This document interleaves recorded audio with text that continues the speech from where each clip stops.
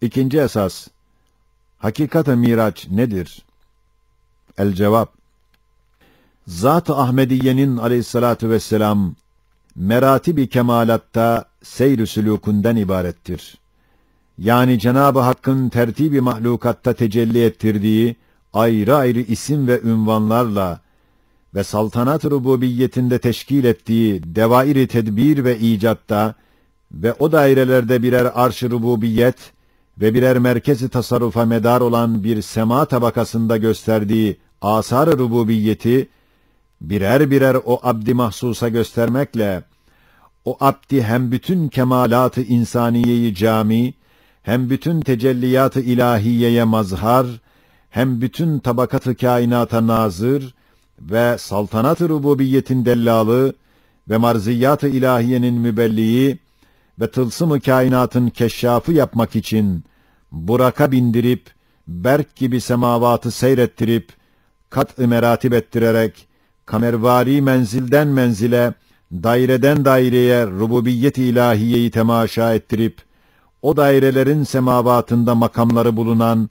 ve ihvanı olan enbiyayı birer birer göstererek, ta Kâb-ı Kavseyn makamına çıkarmış, ehadiyet ile kelamına ve rü'yetine mazhar kılmıştır. Şu yüksek hakikata iki temsil dürbini ile bakılabilir. Birincisi, 24. sözde izah edildiği gibi, nasıl ki bir padişahın kendi hükümetinin dairelerinde ayrı ayrı unvanları ve raiyetinin tabakalarında başka başka nam ve vasıfları ve saltanatının mertebelerinde çeşit çeşit isim ve alametleri vardır. Mesela, adliye dairesinde hakimi adil ve mülkiyete sultan ve askeriyede kumandan-ı azam ve ilmiyede halife ve hakeza, sair isim ve ünvanları bulunur. Her bir dairede birer manevi tahtı hükmünde olan makam ve iskemlesi bulunur.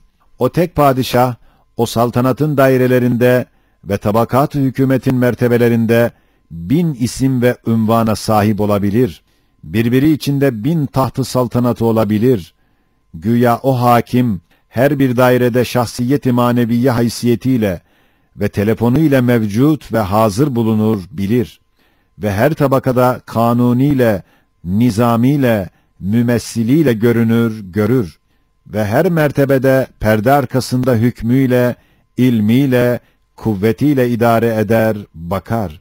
Ve her bir dairenin başka bir merkezi, bir menzili vardır. Ahkamları birbirinden ayrıdır. Tabakatları birbirinden başkadır.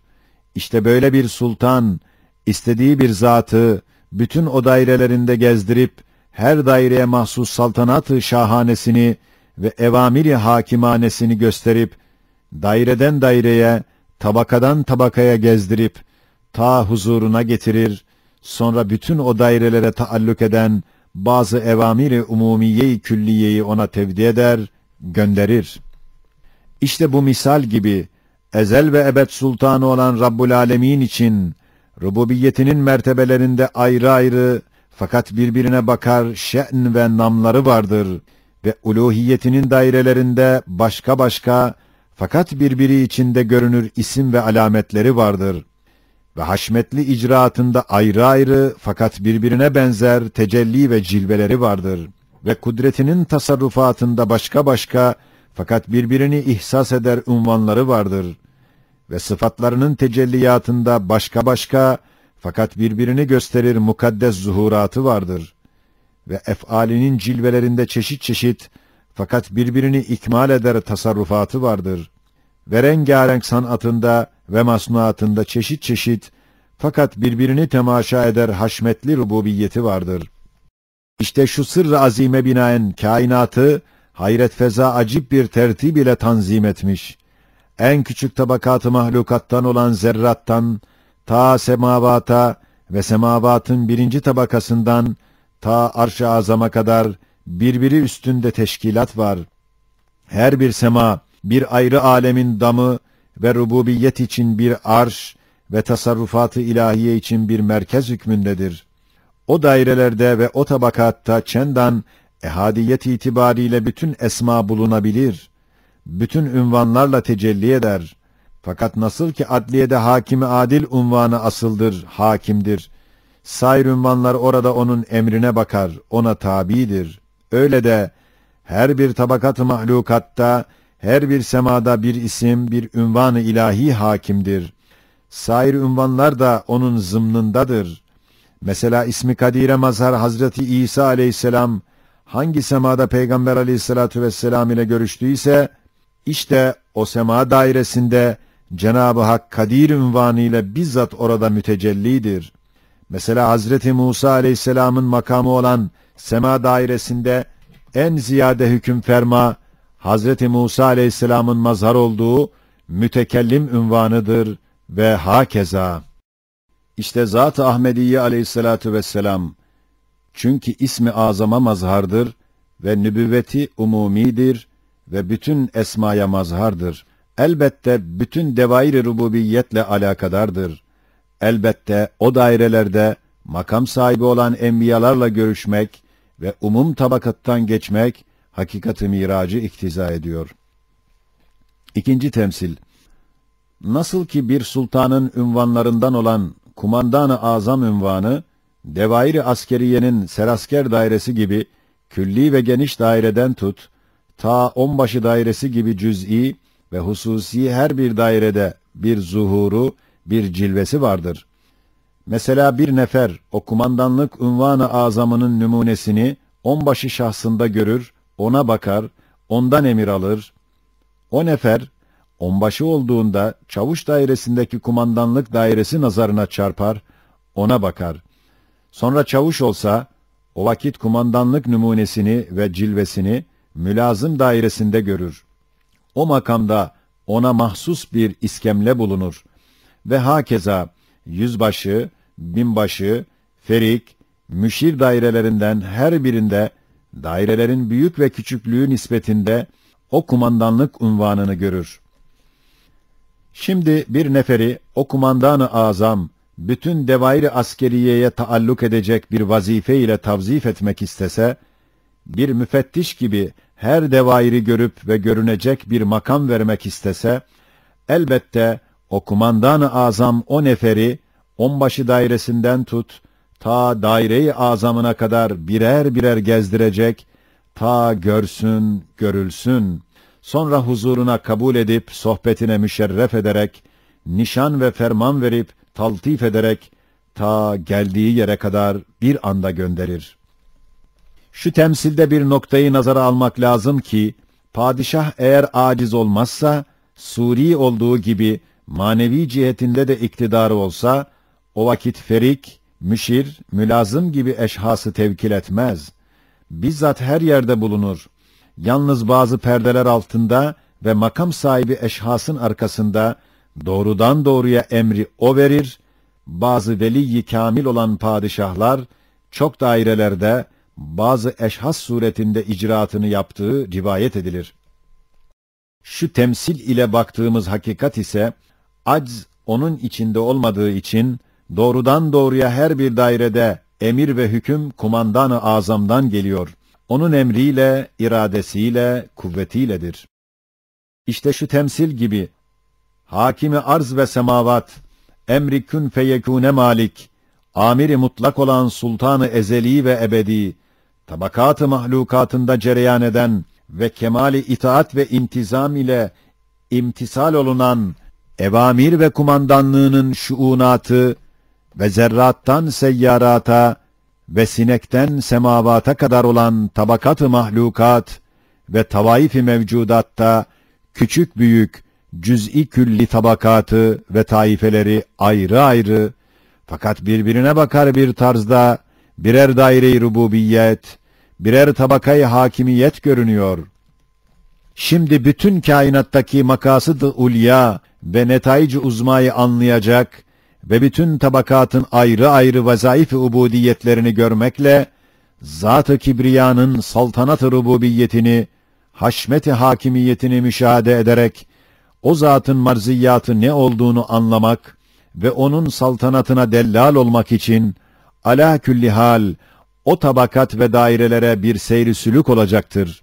Ta daire-i azamiyesinin ünvanı olan arş-ı azamına girecek, ta Kâb-ı Kavseyn'e, yani imkan ve vücub ortasında Kâb-ı Kavseyn ile işaret olunan makama girecek ve Zat-ı Celil-i Zülcemal ile görüşecektir ki, şu seyr-i sülûk ise miracın hakikatıdır. Her bir insan aklıyla hayal süratinde seyranı, her bir veli kalbiyle berk süratinde cevelanı ve cismi nurani olan her bir melek ruh süratinde arştan ferşe, ferşten arşa deveranı, ehli cennetin insanları burak süratinde haşirden 500 sene fazla mesafeden cennete çıkmaları olduğu gibi, nur ve nur kabiliyetinde ve evliya kalplerinden daha latif ve emvatın ruhlarından ve melaike cisimlerinden daha hafif ve cesedi necmi ve bedeni misaliden daha zarif olan ruhu Muhammediye'nin aleyhissalatu vesselam hadsiz vezaifine medar ve cihazatının mahzeni olan cismi Muhammedi aleyhissalatu vesselam elbette onun ruhu âlisiyle arşa kadar beraber gidecektir. Şimdi makamı istimada olan mülhide bakıyoruz. Hatıra geliyor ki, o mülhid kalbinden der, ben Allah'ı tanımıyorum, peygamberi bilmiyorum, nasıl miraca inanacağım?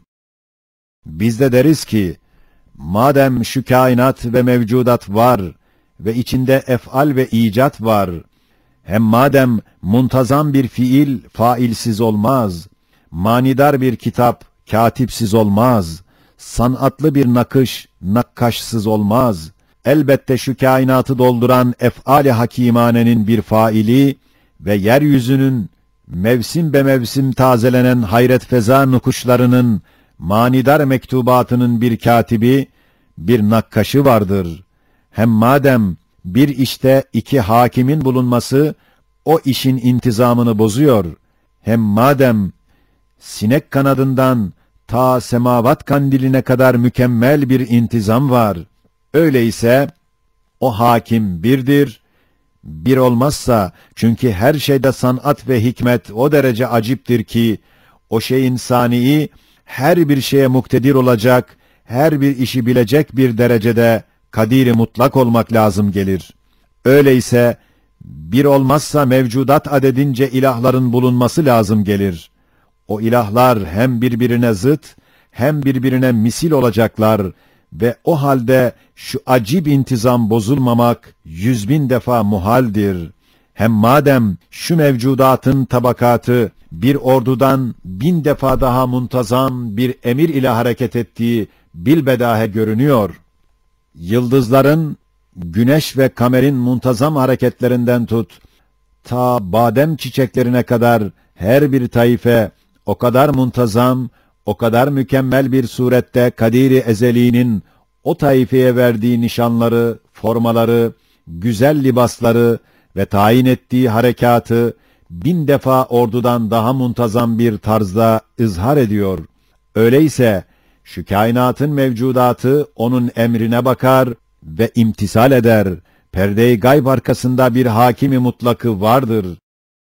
Hem madem o hakim bütün yaptığı icraatı hakimane şehadetiyle, hem gösterdiği asar haşmetle bir sultan-ı zülcelal'dir, hem gösterdiği ihsanat ile gayet rahim bir Rab'dir, hem izhar ettiği güzel sanatlarıyla sanatperver ve sanatını çok sever bir sanidir, hem gösterdiği tezyinat ve merakaver sanatlarıyla zişurların nazar-ı istihsanını asarına celbetmek isteyen bir Halik-ı Hakim'dir.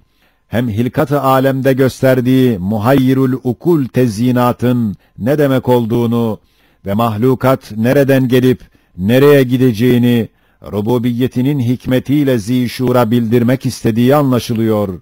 Elbette bu Hakim-i Hakim ve Sani-i Alim rububiyetini göstermek ister.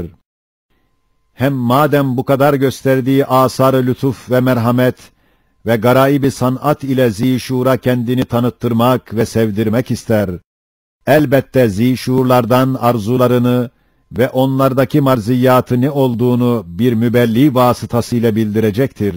Öyleyse zişurlardan birisini tayin edip onun ile o rububiyetini ilan edecektir ve sevdiği sanatlarını teşhir için bir dellalı kurbu huzuruna müşerref edip teşhire vasıta edecektir ve o ulvi makasıdını sair zişuurlara bildirmekle kemalatını izhar etmek için birisini muallim tayin edecektir ve şu kainatta derc ettiği tılsımı ve şu mevcudatta gizlediği muammay rububiyeti manasız kalmamak için herhalde bir rehber tayin edecektir ve gösterdiği ve enzarın temaşasına neşrettiği mehasini sanat faydasız ve abes kalmamak için onlardaki makasıdı ders verecek bir rehber tayin edecektir. Hem marziyatını zişuurlara tebliğ etmek için birisini bütün zişuurların fevkinde bir makama çıkaracak ve marziyatını ona bildirecek, onlara gönderecektir. Madem hakikat ve hikmet böyle iktiza ediyor ve şu fezaife en elyak Hazreti Muhammed Aleyhisselatu vesselam'dır. Çünkü bilfiil en mükemmel bir surette o vazifeleri yapmıştır. Teşkil ettiği alemi İslam ve gösterdiği nur-u İslamiyet bir şahidi adil ve sadıktır. Öyleyse o zat doğrudan doğruya bütün kainatın fevkine çıkıp, bütün mevcudattan geçip bir makama girmek lazımdır ki, bütün mahlukatın halikıyla umumi, ulvi, külli bir sohbet etsin. İşte Miraç dahi bu hakikati ifade ediyor. Elhasıl, madem şu azim kainatı mezkür maksatlar gibi çok azim makasıt ve çok büyük gayeler için şu surette teşkil, tertip ve tezyin etmiştir. Hem madem şu mevcudat içinde şu umumi rububiyeti bütün dekayıkıyla şu azim saltanatı uluhiyeti bütün hakaikiyle görecek insan nevi vardır. Elbette o hakimi mutlak o insan ile konuşacaktır, makasıdını bildirecektir. Madem her insan cüz'iyetten ve süfliyetten tecerrüt edip en yüksek bir makamı külliye çıkamıyor, o hakimin külli hitabına bizzat muhatap olamıyor. Elbette o insanlar içinde bazı efradı mahsusa o vazifeyle muvazzaf olacaklar, ta iki cihetle münasebeti bulunsun. Hem insan olmalı, ta insanlara muallim olsun, hem ruhen gayet ulvi olmalı ki, ta doğrudan doğruya hitaba mazhar olsun. Şimdi madem şu insanlar içinde şu kainat saninin makasıdını en mükemmel bir surette bildiren ve şu kainat tılsımını keşfeden ve hilkatin muammasını açan ve rububiyetin mehasini saltanatına en mükemmel tarzda dellallık eden Muhammed Aleyhisselatu vesselam'dır. Elbette bütün efradı insaniye içinde öyle bir manevi seyr-i sülûkü olacaktır ki, cismani alemde seyr-i seyahat suretinde bir miracı olacaktır. 70.000 perde tabir olunan berzah-ı esma ve tecelli sıfat ve ef'al ve tabakat-ı mevcudatın arkasına kadar kat-ı meratib edecektir. İşte Miraç budur. Yine hatıra geliyor ki, ey müstemi, sen kalbinden diyorsun ki, nasıl inanayım? Her şeyden daha yakın bir Rabb'a binler sene mesafeyi kat edip 70.000 perdeyi geçtikten sonra onunla görüşmek ne demektir? Biz de deriz ki, Cenab-ı Hak her şeye her şeyden daha yakındır. Fakat her şey ondan nihayetsiz uzaktır. Nasıl ki güneşin şuuru ve konuşması olsa, senin elindeki ayna vasıtasıyla seninle konuşabilir. İstediği gibi sende tasarruf eder. Belki ayna misal senin göz bebeğinden sana daha yakın olduğu halde, sen 4000 sene kadar ondan uzaksın. Hiçbir cihette ona yanaşamazsın. Eğer terakki etsen, kamer makamına gelip, doğrudan doğruya bir mukabele noktasına çıksan, ona yalnız bir nevi aynedarlık edebilirsin. Öyle de, Şems-i ezel ve ebed olan Zat-ı Zülcelal, her şeye her şeyden daha yakın olduğu halde, her şey ondan nihayetsiz uzaktır. Yalnız bütün mevcudatı kat edip, cüz'iyetten çıkıp, külliyetin meratibinde gitgide binler hicaplardan geçip, ta bütün mevcudata muhit bir ismine yanaşır. Ondan daha ileride çok meratibi kat eder. Sonra bir nevi kurbiyete müşerref olur. Hem mesela bir nefer kumandan-ı azamın şahs-ı manevisinden çok uzaktır. O nefer, kumandanını onbaşılıkta gördüğü küçük bir numune ile gayet uzak bir mesafede, manevi çok perdeler arkasında ona bakar. Hakiki onun şahs-ı manevisiyle kurbiyet ise, mülazımlık, yüzbaşılık, binbaşılık gibi çok meratibi külliyeden geçmek lazım geliyor. Halbuki, kumandan-ı azam, emriyle, kanuniyle, nazariyle, hükmüyle, ilmiyle, sureten olduğu gibi manen de kumandan ise, bizzat zatıyla o neferin yanında bulunur, görür. Şu hakikat 16. sözde gayet kat'î bir surette ispat edildiğinden, ona iktifaen burada kısa kesiyoruz. Yine hatıra gelir ki, sen kalbinden dersin, ben semavatı inkar ediyorum, melaikelere inanmıyorum, semavatta birinin gezmesine, melaikelerle görüşmesine nasıl inanayım? Evet, senin gibi aklı gözüne inmiş ve gözüne perde çekilmiş adamlara söz anlatmak ve bir şey göstermek elbette müşküldür.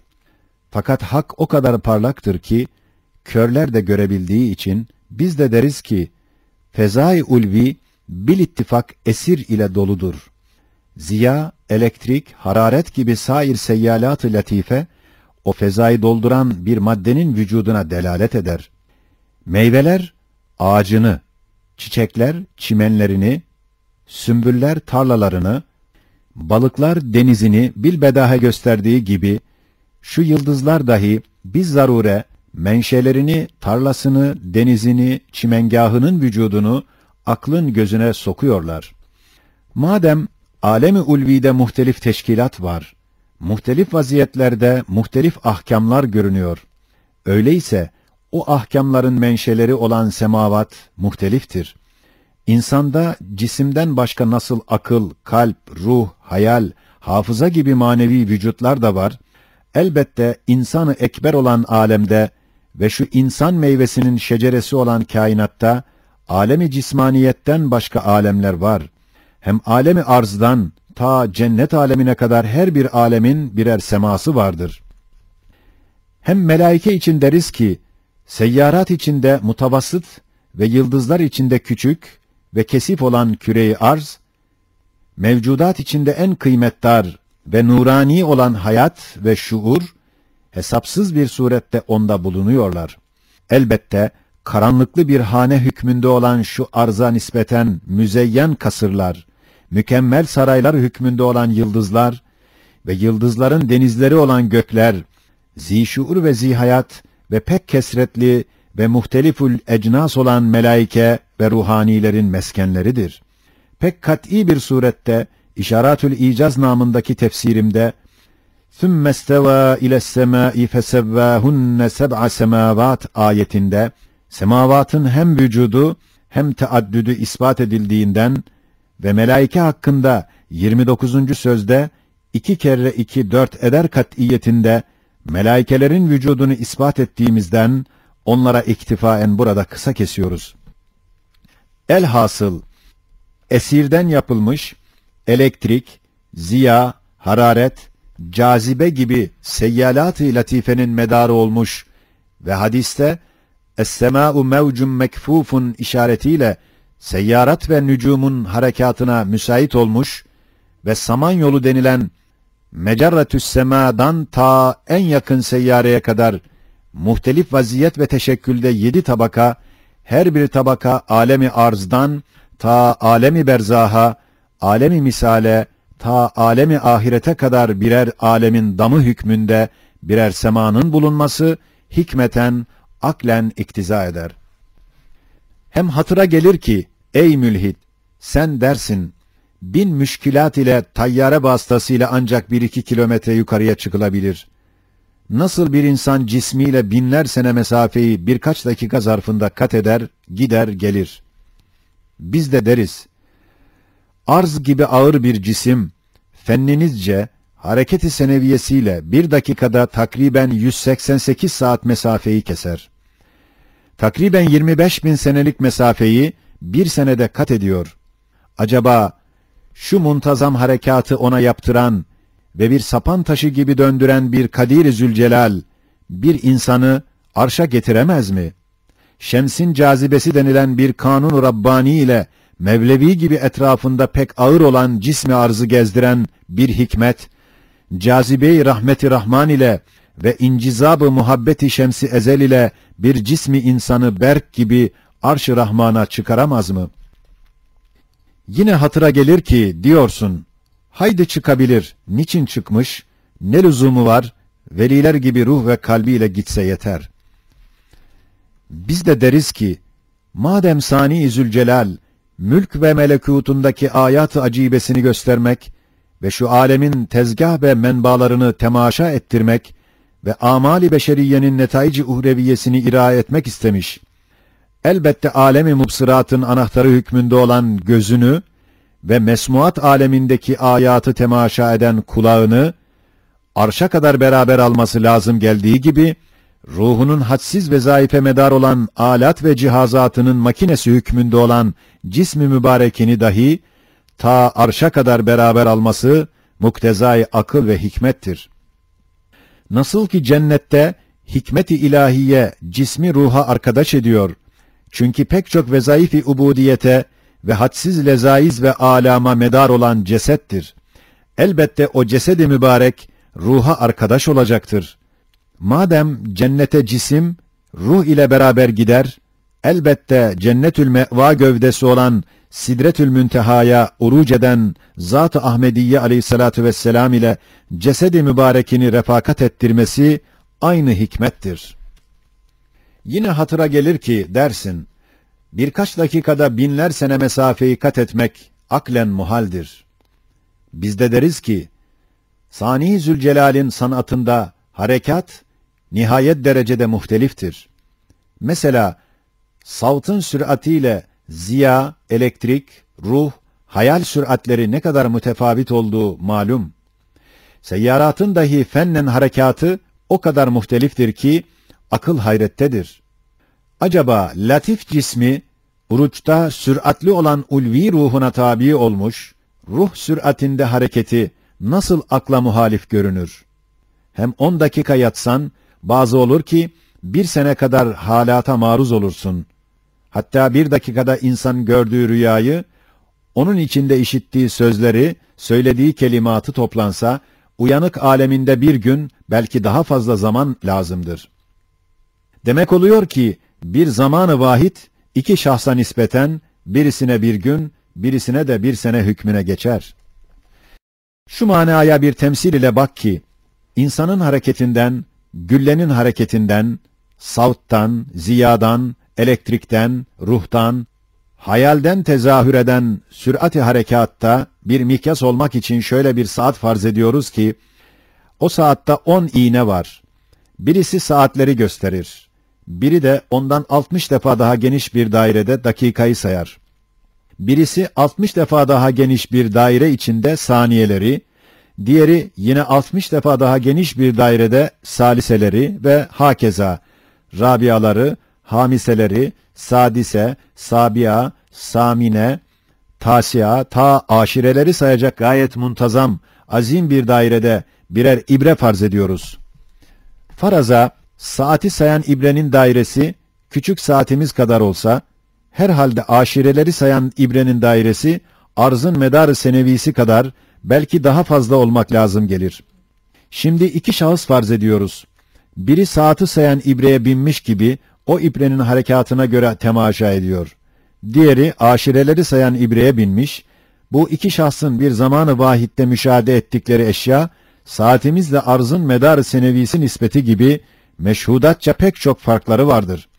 İşte zaman, çünkü harekatın bir rengi, bir levni yahut bir şeridi hükmünde olduğundan, harekatta cari olan bir hüküm, zamanda dahi caridir.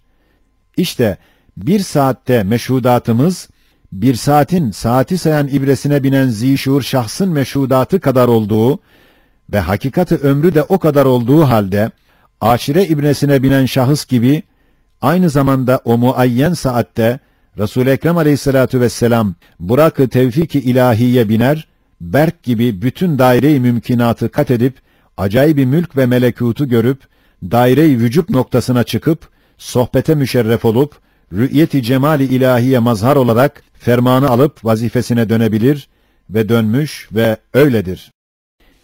Yine hatıra gelir ki dersiniz, evet olabilir, mümkündür.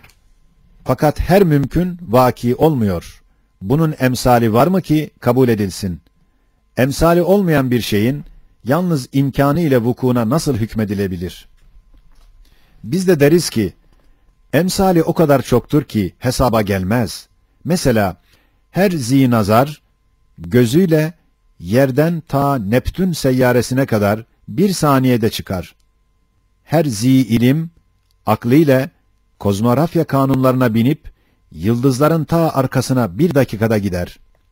Her iman namazın ef'al ve erkanına fikrini bindirip bir nevi mirac ile kainatı arkasına atıp huzura kadar gider.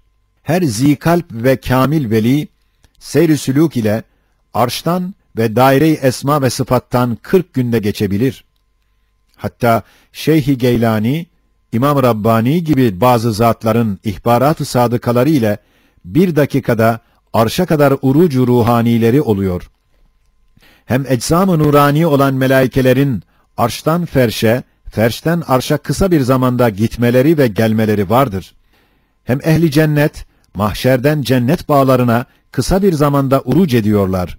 Elbette bu kadar numuneler gösteriyorlar ki, bütün evliyaların sultanı, umum müminlerin imamı, umum ehli cennetin reisi ve umum melaikenin makbulü olan Zat-ı Ahmediye'nin aleyhissalatu vesselam seyr-i sülûkuna medar bir miracı bulunması ve onun makamına münasip bir surette olması aynı hikmettir ve gayet makuldür ve şüphesiz vakidir.